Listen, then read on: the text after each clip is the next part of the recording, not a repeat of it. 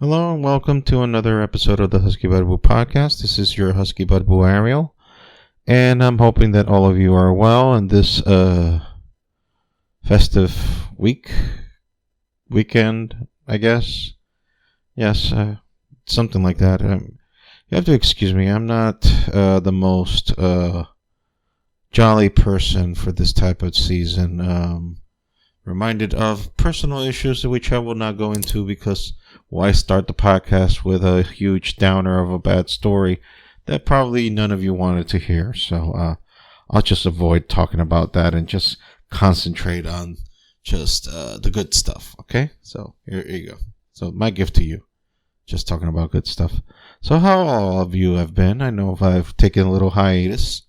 It was just a week, just rested a week between because, well, I wanted to make the next podcast meaningful. And, well, what is the most meaningful thing that's been happening lately? Oh, yes, this little film that probably you've heard about, Spider-man No Way Home. Yeah, that little thing. So I went to see it this past weekend, and me liked. That's just the gist of it. And I was pondering whether to do this as spoiler-filled or non-spoiler.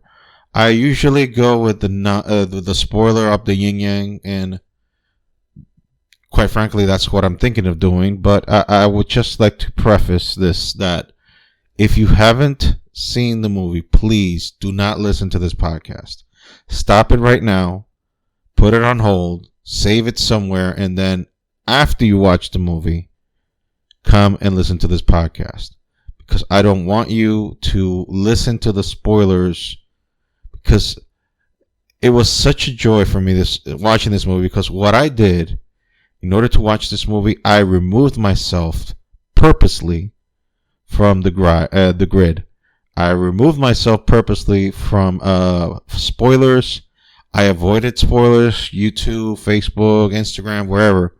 I avoided it, didn't watch any videos, didn't listen to anything, didn't read anything, and I avoided it to the plague because I paid my money to watch this movie. And I'll be damned if some little fucks out there wanted to spoil this movie for me. So I will at least give you the benefit of the doubt to please do not listen to this podcast any further until you have seen the movie. So I'm going to give you now time, and I'm marking it right now.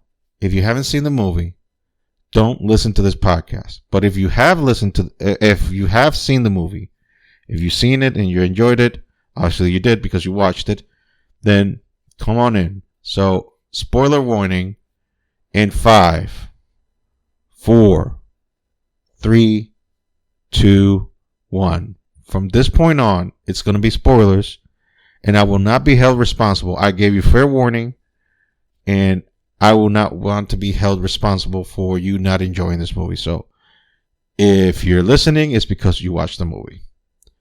Okay, so you watched it? Good. Now, holy shit. Holy shit, what a fucking movie. I mean, plot holes aside, and I'm not going to be that asshole that just said, well, why did this happen? Because if he knew that, look, enjoy it for what it is. Enjoy it for what it is. It's just to get your mind off the shit that you're in the midst of. This is the purpose of movie watching. It's not for you to psychoanalyze the shit out of this thing, because I just need you to remind yourself and remind anyone that is listening, this shit is not real. It is filmmaking, and it's man-made or human-made. And wherever human has their hands involved in shit, guess what? It's going to be faulty. It's going to have some faults. It's going to have some cracks. So, take it with a grain of salt. Take it for what it is, an enjoyable time in the cinema, and just enjoy the shit out of it, man. You don't have to be an asshole about it. So just enjoy the movie for what it is. And obviously I did. I enjoyed this movie thoroughly. In my opinion, the best Spider-Man movie ever made. That's including Into the Spider-Verse. Can't speak for what Into the Spider-Verse Part 2 or whatever the hell is going to be called. I can't speak for that. But this movie, oh my God, it just satisfied every single thing about being a nerd, a geek, and following a character that for me at least, I've been a fan since childhood, and I'm old, so it's been a while. It's been a while, man. I've been loving this character for a while now, almost 40 years. I mean, I'm 43, and I guess 40 years. Yeah, I guess 40 years, because ever since I started, some sense of reason, my trinity has been Spider-Man, Superman, Batman. Not necessarily in that order. They just keep changing positions, but it's been that trinity ever since I was a kid. Spider-Man, Superman, Batman. They just keep switching from that point on. But man, what a great movie. Now, I haven't even gotten into the spoilers yet. I'm not going to give you a blow for blow of the movie. I'm just going to, pick the pieces that I loved about the movie. I like that, Peter is still a teenager. Although, the blip happened 5 years, but for him, it's been, nothing. Maybe, I mean, in the movie picks up right where it left off, where the other one left off. So, it just continues from there. And, okay, let's just go in with the first things. Matt Murdock, yes, he was Peter Parker's lawyer. Didn't get to see any court scenes with him, but he got Peter solved. He got Peter out of the hook, and he showed some glimpse of Daredevil shit when they threw a brick at Peter's house, and he just caught it. And people was like, how the hell did you catch that? And he was like, I'm a lawyer. Like, that's not an appropriate answer. You're fucking Matt Murdock. You're the motherfucking Daredevil.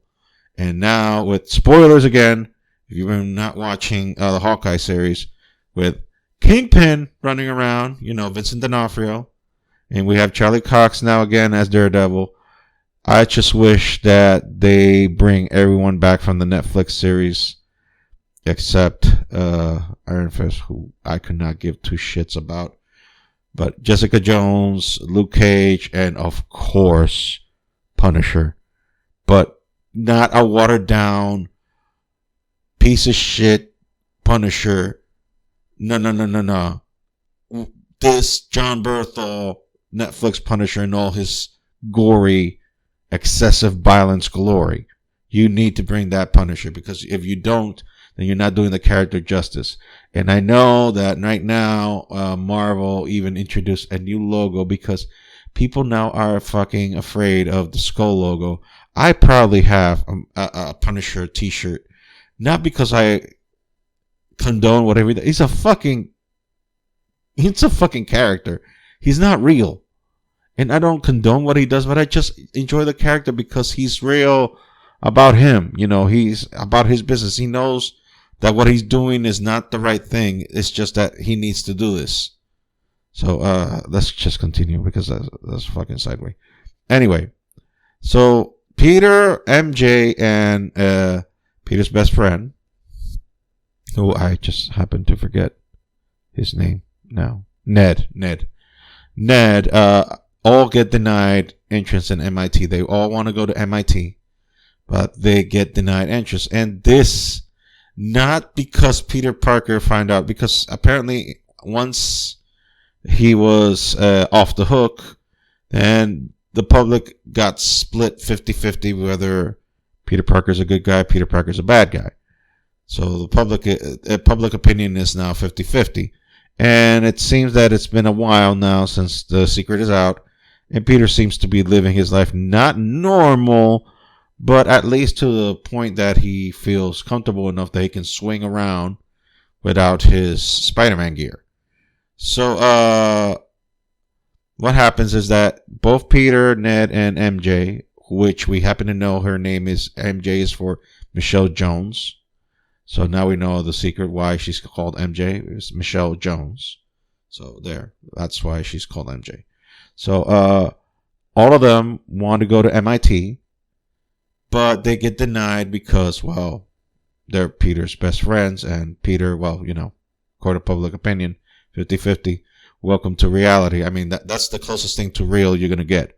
Because if it's a person that has, like, I don't know about this guy, crucified without any expense whatsoever. Anyway, so because they didn't get to MIT, that's why Peter asked for Doctor Strange to do a spell to have the world forget who's Peter Parker. And if you're already selling the trailers and parts of the scene that had already been out there, Peter screwed the spell because he kept interrupting Doctor Strange while he was doing the spell.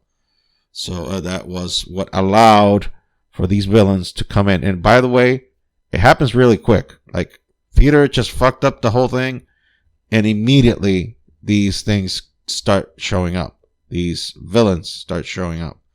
And if you're wondering, are they the same villains from the other movies in the past? Yes, they are exactly those guys. Then you want to explain, well, why then Jamie Foxx has hair when his character in The Amazing Spider-Man 2 didn't have hair?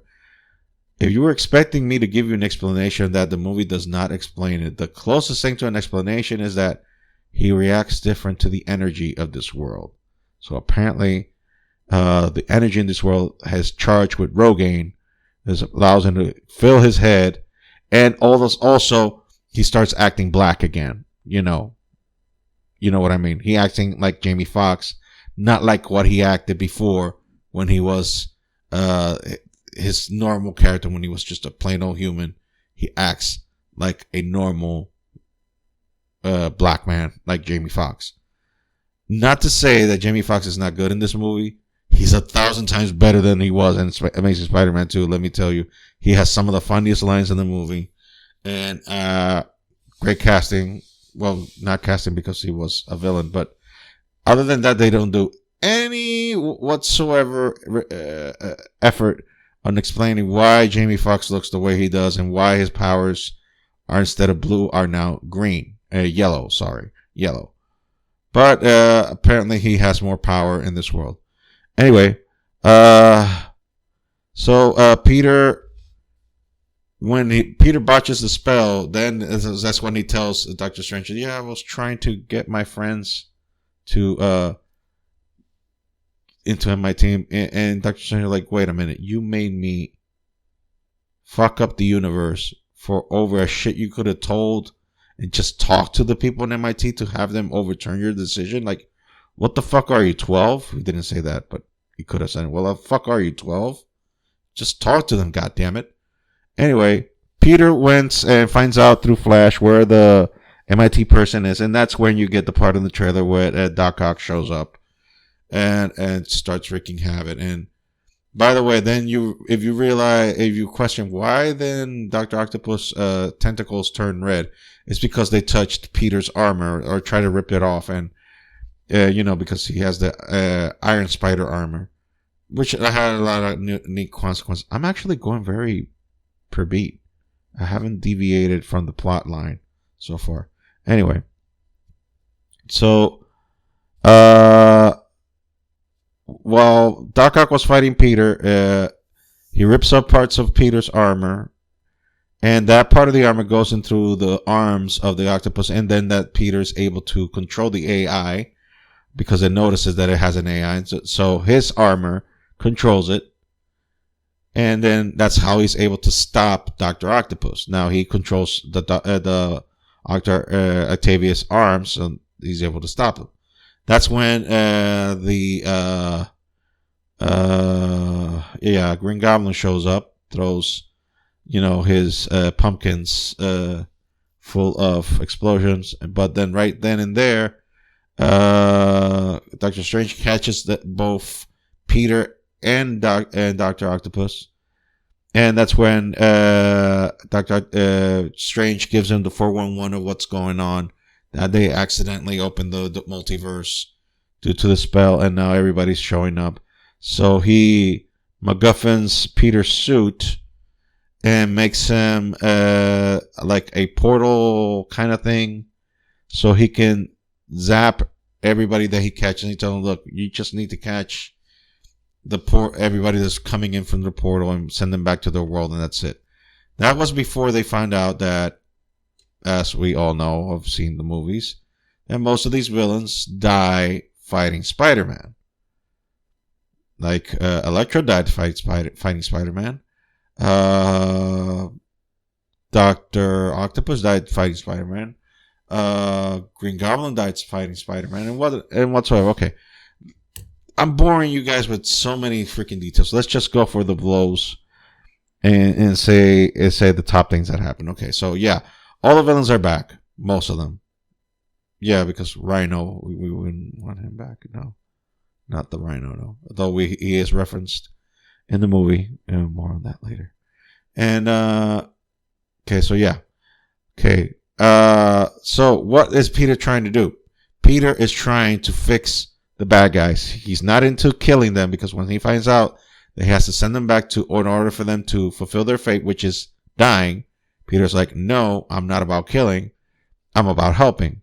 So he was like, no, let me just fix these people.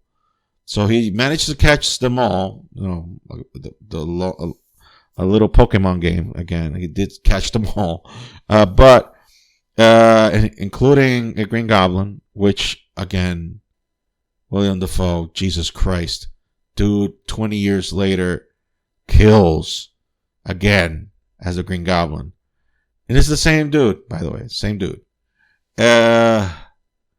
Then Peter gets them into a place where he's living, and he has the Stark replicator. I guess that's what we're going to call it, the replicator. He starts building antidotes for each of the villains' problems. Some of them are not convinced. Some of them are like, yeah, we need to get fixed. Some of them are like, nah, we don't want it. And the first one that gets fixed is Dr. Octavius, and he's fine. Then Peter's spider sense kicks in, because he realizes that Green Goblin was about to betray them, and Peter's spider sense kicked in real fast, and yes, that was the case. Goblin was about to betray them, and a fight starts in the building where Peter's living, and Aunt May is there, and spoilers, and this part hurts. Aunt May dies. Yes, I did not stutter. Aunt May dies in Peter's arms, and it's one of the saddest scenes. It is the saddest scene, one of the saddest scenes. We'll talk about that later, of the movie. So yeah, Peter is in the fucking dumps. And by the way, J. Jonah Jameson filmed the whole thing, made Spider-Man look like the bad guy again. So now the court of public opinion is just shitting on him while he's mourning the death of his aunt. And MJ and Ned are trying to find Peter. Interesting note, and this is, you're going to call bullshit on that. I kind of did, but I don't give a shit. The movie's too fucking good. I don't give a shit if this is like a giant plot hole of the movie. Ned, the first time he visited the Sanctum Sanctorum, told Dr. Strange, you know, my family, my grandma tells me that our family comes from magic. And Dr. Strange's like, yeah, like everybody tells their kids they're magical and whatnot. So, like, that little conversation, you didn't know how to pay off just a little few minutes later down the road. So, to explain, you know, those scenes in the trailer where if Peter is in, like, the mirror dimension, I guess, fighting Doctor Strange. Peter figures out that the mirror dimension uses geometry. So he uses geometry to tie Doctor Strange in the mirror dimension and Doctor Strange, and takes away the ring thingy that they use to open portals through another place, and he gives it to Ned. So Ned starts fucking around with this shit, and he turns out the motherfucker knows how to use magic. and MJ and Ned are trying to find Peter, and Ned is opening a portal. He accidentally opens a portal looking for Peter Parker. And you see that he opens a portal, and there is Spider-Man like way in the alley, and you can see just the eyes of Spider-Man. You can only see his silhouette, and you can see his eyes. And both Ned and MJ are like, Peter, come here, Peter, come in, Peter. And then you see Peter, you see that Spider-Man coming in, but then when the lights get clearer, you notice that this is not our dimension's Peter. You start recognizing this suit as a different Spider-Man suit, one worn by Andrew Garfield suit. And then he takes off his mask and yes, Andrew goddamn Garfield. Yes, they did it. They brought the fucking Spider-Mans, the cinematic Spider-Mans back together. Yes, Andrew Garfield and Tobey Maguire totally came back for this movie. There, the mega fucking spoiler. And not just to fight in the end, to do the bad guy fight in the end, and that's it. So yes, unfortunately for those of you, guys that haven't that had that conspiracy theory about who hit Lizard in that Brazilian version of the trailer, it wasn't John Cena. It was actually Andrew Garfield, Spider-Man, who hit him. So there you go. Anyway, and then Ned does the ring thing again, and and by the way, there's a bunch of stuff that I'm skipping because I can't do it justice. Just go watch the movie, and it will do it justice by itself. There's some scenes that are better watched than said.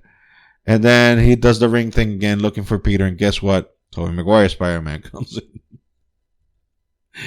And like when I saw it in the movie, that the theater went ballistic. It went crazy when these two showed up, and seeing them interact together was crazy. So then MJ and Ned and the other two Spider-Mans go search for our actual Spider-Man, who is crying over the death of May, because god damn it, fuck you, Green Goblin, for killing Aunt May. Fuck you 1,000 times over. I'm cursing a comic book character. So they go and they find Peter, and Peter is just, bawling, crying his fucking eyes out, and he just wants to kill Green Goblin, and so he's full of rage. And the guy that talks him, both of them do. Both Spider-Mans talk to him and talk to him about their experience. And then, by the way, Aunt May, her last words before, one of the few last words that she said before dying was, "With great power comes great responsibility." And that's what both Andrew Garfield and Tobey Maguire said to him. And it was like, and Tom Holland was like, "How do you know that?" My aunt said that before dying. And they said that's what our Uncle Ben said.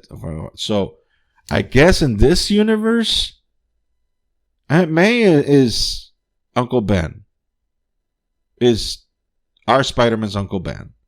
Because, and it's never said in this universe what happened with Uncle Ben. If there even was an Uncle Ben, he's never addressed. He's never addressed at all. So, it kind of gives you the idea, like, okay, so in this universe, Aunt May is Uncle Ben, but like very far after the fact, because, well, he's been Spider-Man for a while. But not, I digress. The thing is, that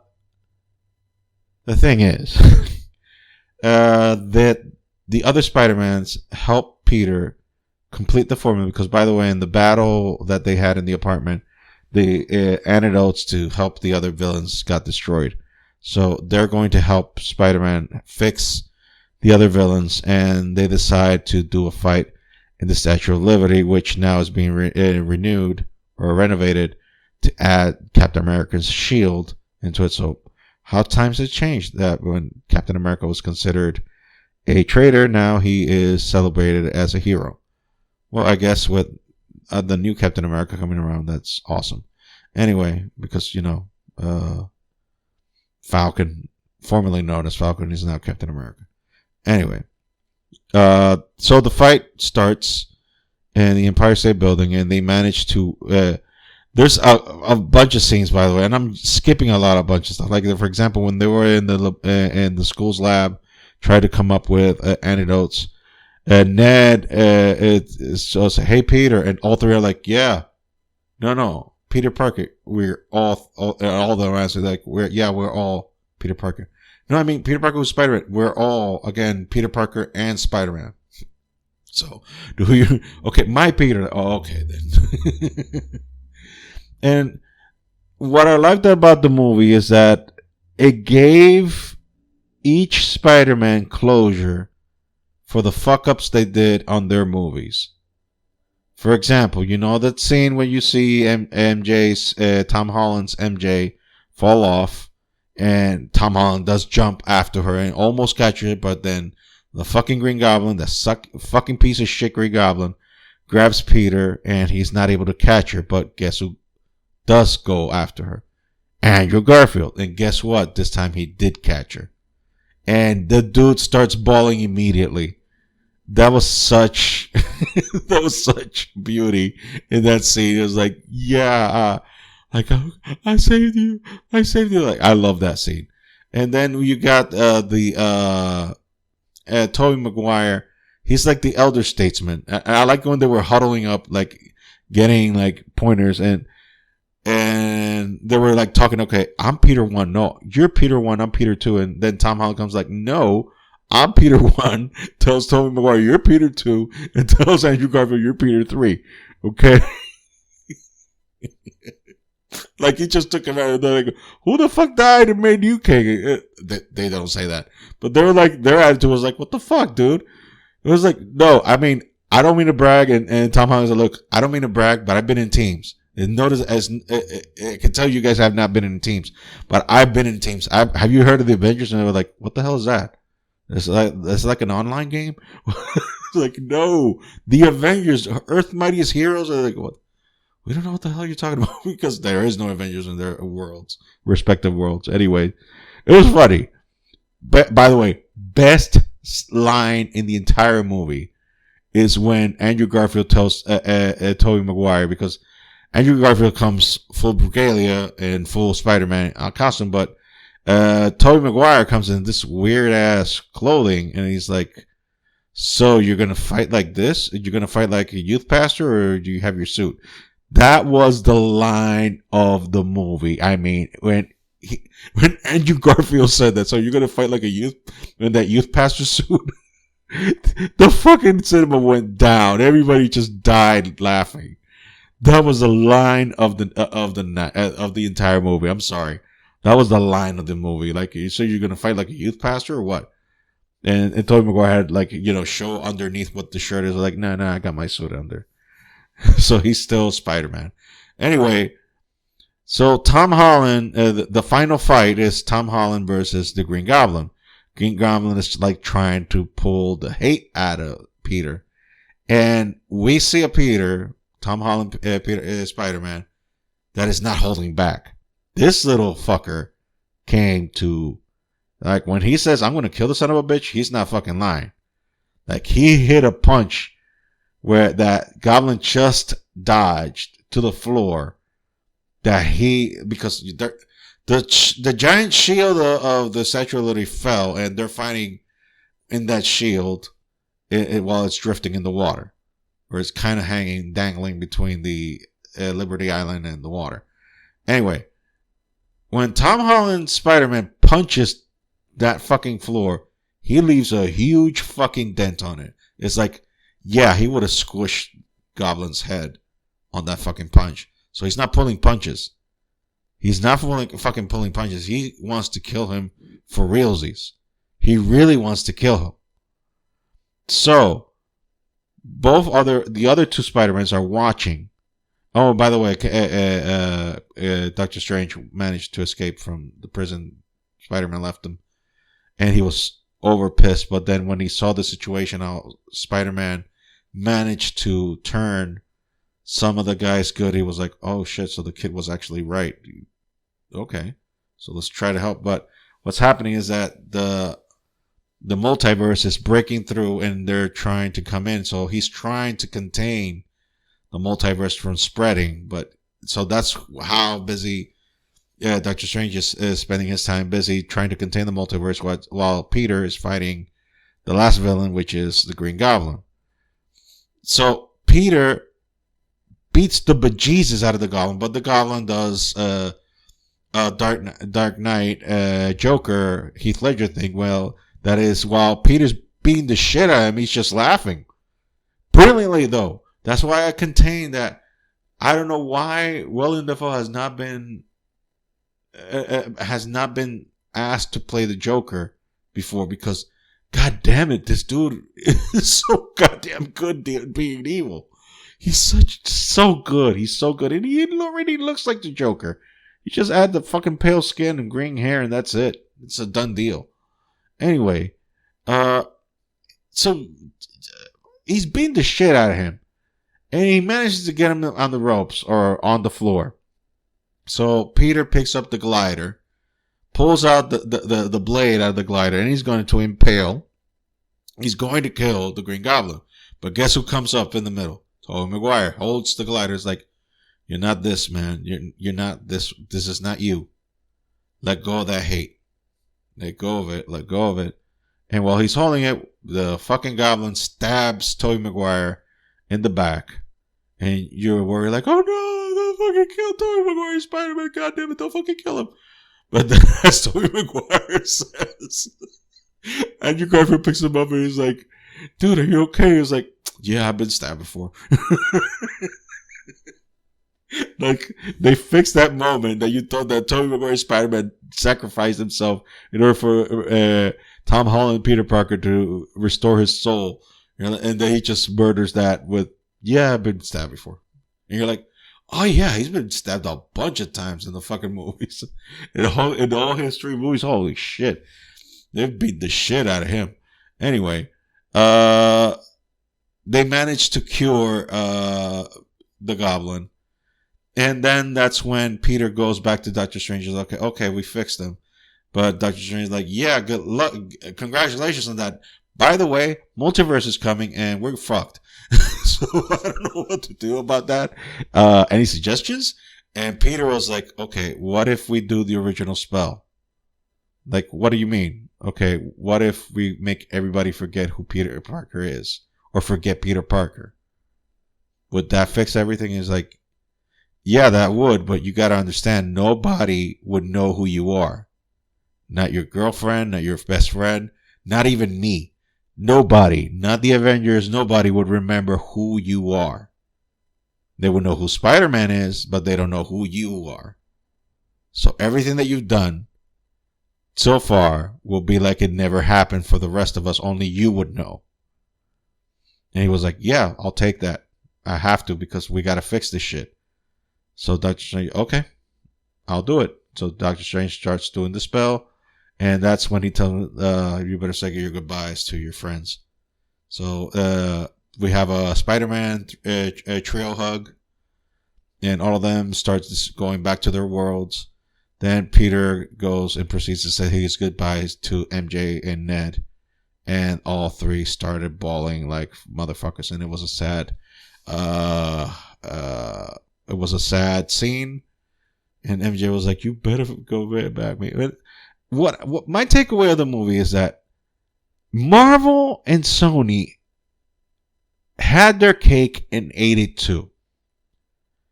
They basically did One More Day, the comic book, and did it better.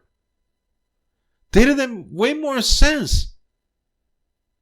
They managed to do One More Day in a way that makes more sense.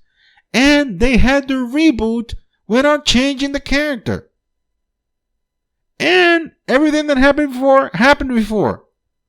So they get to have their cake and eat it too. Because guess what? Peter ends up, he tries to contact MJ and Ned after the fact, but they don't know who he is. And he realizes like, no, they're better off without me. I better not get involved in their lives anymore. So he just like says hi to them and bye again, I guess. And he rents an apartment.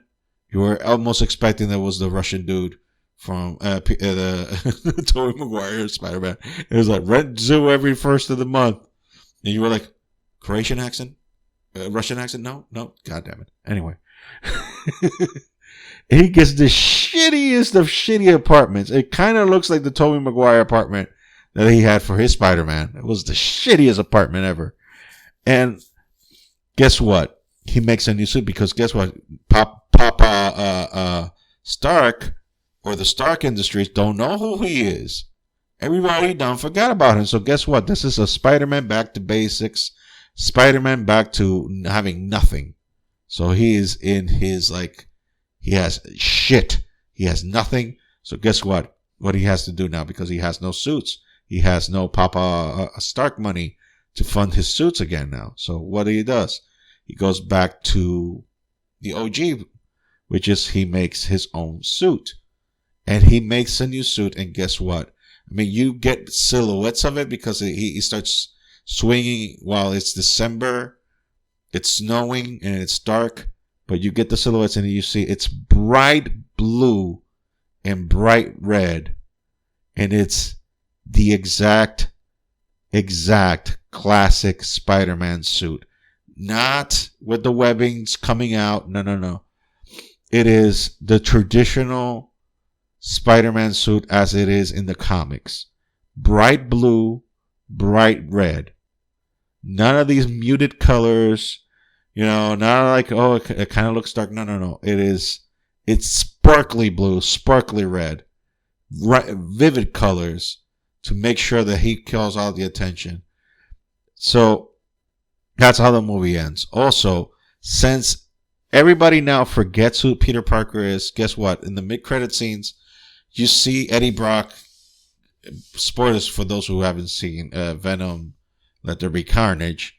They get after credit scenes that sent Venom to and Eddie Brock. It seemed to send them to the dimension where our Peter Parker is, but then the spell happens, and then guess what happens? Eddie Brock goes back to his world. He disappears, but a little piece of symbiote is left, indicating that what could be the next Spider-Man film will be him doing the dark suit thingy. So there you go. And that's my spoiler-filled talk about Spider-Man No Way Home. It is awesome movie. I have bored you to death with talking shit. Go see it. Go see it as many times as you want. It is an enjoyable movie as I've seen in a long ass time. I really enjoyed it. I really liked it, and I hope that you liked it too. So, and I'm hoping that you did like it because you're listening to this shit. So you're listening to a like-minded person that saw the movie. And if you listen to all of this without watching the movie, what the fuck? Like, you just fucked yourself. You understand that? You just fucked yourself. Because I'm spoiled the whole damn movie to you when I fucking warned you not to do so without watching the movie first. So this is on you. So if you want to come complain about me, you ruined the fucking movie. It is a spoiler-filled review of Spider-Man No Way Home. How the fuck am I ruining this movie? So you just ruined it to yourself. There. So I don't think I'll be seeing any more movies in the next coming weeks because this was practically it. But you'll be like, well, what about Matrix Resurrections? I couldn't give two shits about that movie. To be honest with you, I couldn't give two shits about that movie. Really, I couldn't. So yeah, this would be I think my final review of the year for a movie, and I guess the next podcast will be just me talking shit about whatever the fuck. Yeah, I guess that's it. So, this has been the Husky by Boo podcast. This has been Ariel. And you've been warned. This was a spoiler-filled review, Spider-Man No Way Home, where Sony and Marvel get to have their cake and eat it too. So that's it. Thank you. Bye.